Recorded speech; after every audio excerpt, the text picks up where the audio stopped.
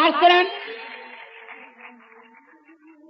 یک تصنیف خوندم برای بچه کوچولوها و تا دخترای 14-15. بس خوندم چون خیلی طرفدار پیدا شده از این تصنیفی که خوندم. بله جوونا اگه گفتیم چیه؟ خانم شما که ماشاءالله 15 سالتون. بله ولی مثل ماه تابو میمونین. چشم. بله همینه براتون الان میخونم.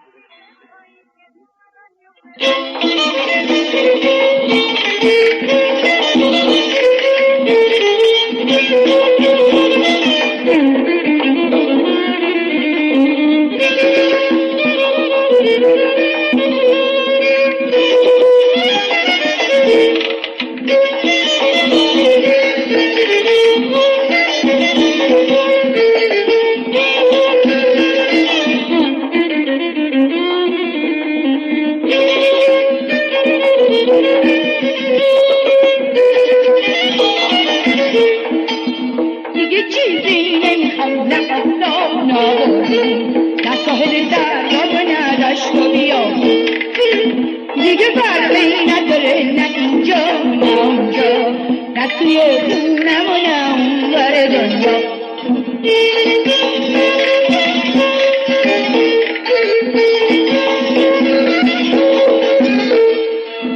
دیگه چیزی نمیخوام نه آفتاب نه بارون نه ساحل دریا و نه دشت و بیابون.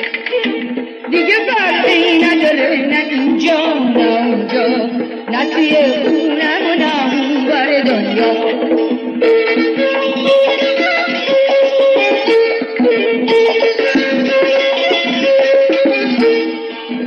قدم زدن در زیر بار موسا دراز کشیدن لیلای توی بار آب دریا به هم پاشیدن اینا همه با اون صفا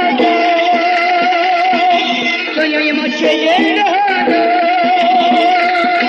دیگه چیزی نمیخوام نه بادون نه ساحل دریا و نه دشت بیابون.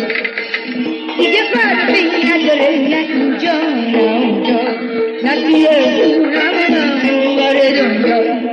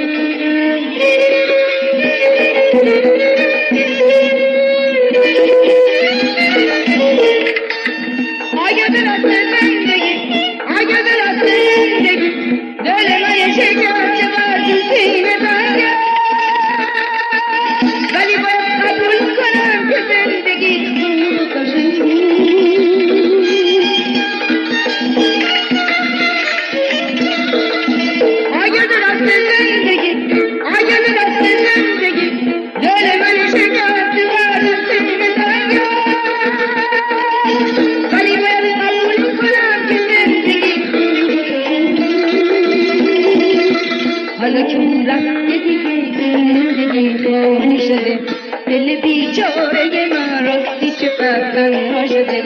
حالا که اون رفته دیگه تو زندگی خالی شده. دل بیچاره من راستی چقدر تنها شده. دیگه چیزی نمیخوام نه آفتاب نه بارون نه ساحل دریا و نه دشت و بیابون.